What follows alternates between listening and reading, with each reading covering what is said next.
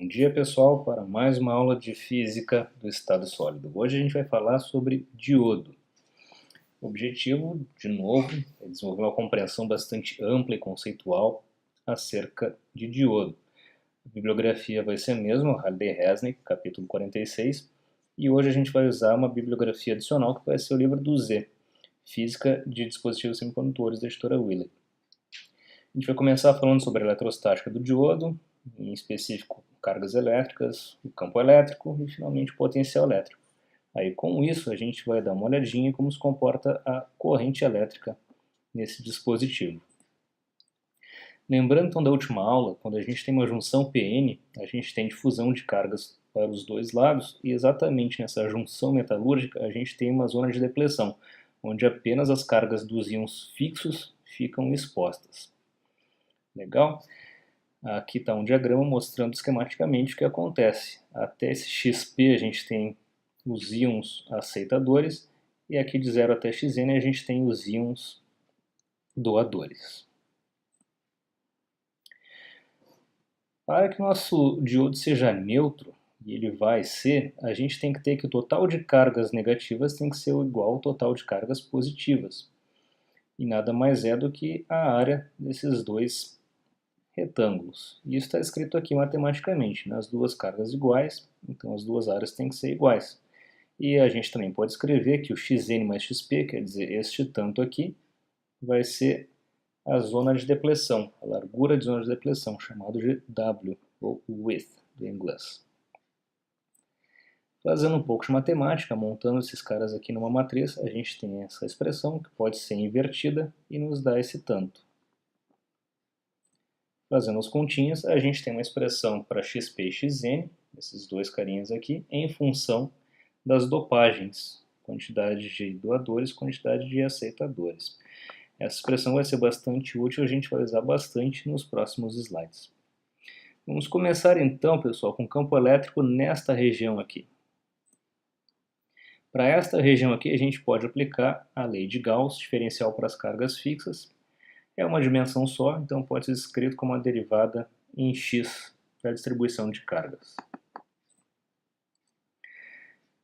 A gente pode resolver essa equação diferencial simplesmente integrando ela dos dois lados e a gente tem essa expressão um pouquinho mais completa. A resolução é trivial e finalmente a gente tem isto aqui. O que vão ser as condições de contorno? As condições de contorno são as seguintes. Aqui a gente tem carga móvel. Se a gente tem carga móvel, a gente tem um comportamento bem próximo do metálico, então o campo elétrico tem que ser nulo. E a gente escreve aqui. Com isso, usando essa condição de contorno na expressão de campo elétrico, a gente chega que o E0, essa constantezinha de integração, vai ser quantidade de aceitadores vezes XP. E a expressão total vai ser essa expressão linear, o que é bem esperado, né? Se a gente tem uma constante para a distribuição de cargas, a integral disso tem que dar uma reta. E aqui ela tem que ser zero, logo a gente tem esta retinha aqui assim. A gente pode fazer a mesma coisa para o outro lado, esse aqui. As expressões vão ser as mesmas, a lei de Gauss para cargas fixas, integra, a gente vai ter uma constante nova aqui, é 1. A gente aplica de novo a condição de contorno, aqui a gente tem carga livre, então comportamento próximo ao do metálico, então o campo é zero. Aplica isso, a gente tem de novo uma expressão linear. Acha a constantezinha da integração e a gente tem a expressão final para o nosso campo elétrico. Aqui, quando vocês fizerem as continhas, vocês vão ver que E1 vai ser NaXP sobre Epsilon. Só que a gente viu a condição de neutralidade de cargas, que NaXP é a mesma coisa que NDXN, o que fica mais fácil para as continhas. Então, botando isso no nosso gráfico de campo elétrico, a gente tem essa situação. Ele tem que ser linear de novo e tem que chegar a zero em Xn. E o potencial? O potencial a gente pode encontrar com esta relação entre campo elétrico e potencial elétrico. Campo elétrico é o gradiente menos o gradiente do potencial elétrico.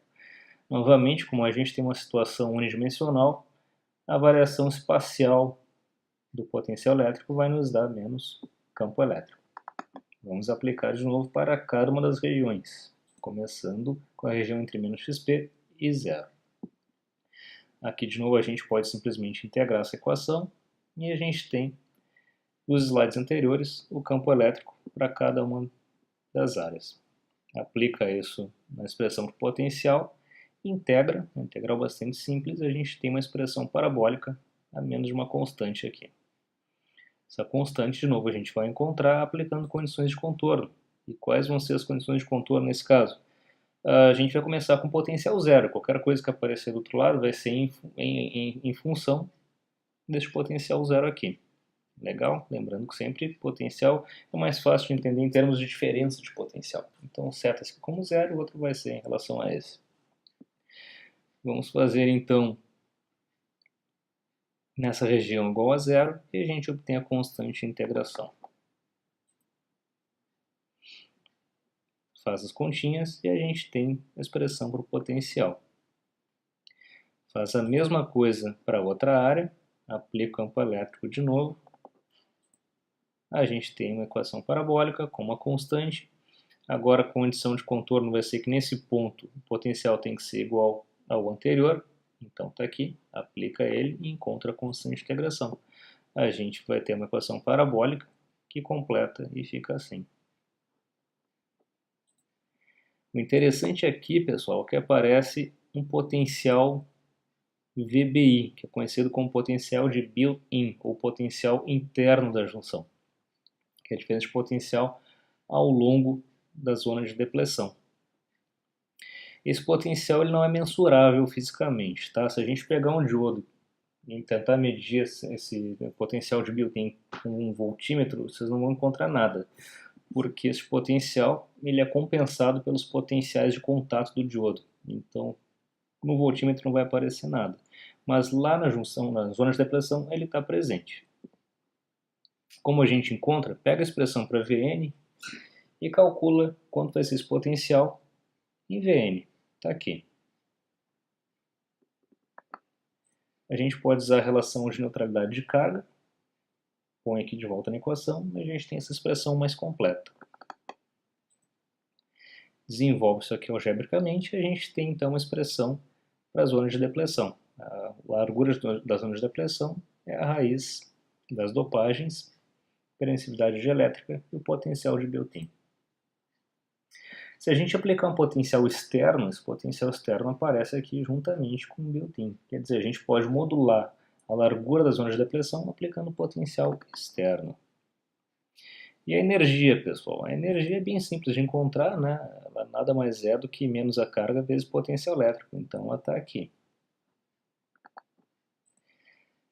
No diodo, ela vai aparecer no fundo da banda de condução e no topo da banda de valência.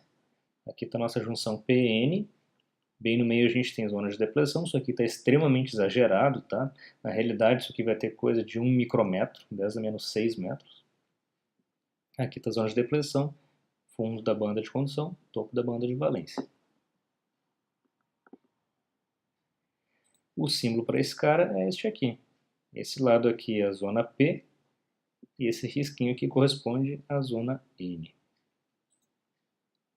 Quando a gente não tem nenhum potencial aplicado, quando a gente põe o diodo simplesmente em curto-circuito, não haverá corrente. Por quê? Nessa situação com potencial zero, aqui a largura da zona de depleção, a gente vai ter elétron difundindo para o lado P, a gente vai ter lacuna difundindo para o lado elétrico. Isso aqui vai nos dar uma resultante de corrente de difusão para a direita. Mas ao mesmo tempo a gente tem campo elétrico ao longo da zona de depleção. Isso vai nos causar uma corrente também de deriva. A gente vai ter elétrons sendo atraídos para a direita e lacunas sendo atraídos para a esquerda, o que nos dá uma corrente de deriva exatamente contrária à de difusão, o que nos produz então uma corrente total zero. Com o diodo em curto não há corrente. Se a gente polariza o diodo reversamente, quer dizer, a gente aplica positivo no lado N e negativo no lado P. Fazendo isso de imediato a gente vê que a largura da zona de depleção aumenta e o potencial aqui também aumenta. Com isso, pessoal, a gente está tentando forçar uma corrente circulando neste sentido, o que equivale a elétrons vindo do lado P para o N. Mas no lado P a gente quase não tem elétron, aqui está rico em lacuna. Quer dizer, a corrente aqui vai tender a zero.